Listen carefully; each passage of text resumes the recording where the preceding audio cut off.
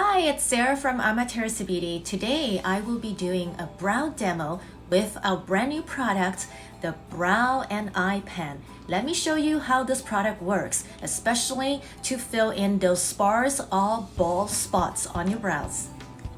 Let's open this up. Okay, so let's take a look at this.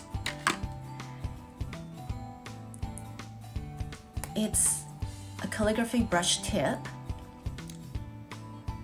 Just like our liquid eyeliner or our brow liner, it's actually the exact same size as our liquid eyeliner. It comes in two colors, truffle and ash.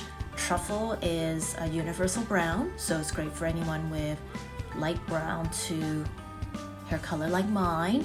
And then we also have one called ash. Now ash was a request. So requests from some of my very loyal customers who's been with us for many years, and they said, Sarah, please make a gray brow makeup because we would love to match our hair color, as well as clients who have colored their hair platinum.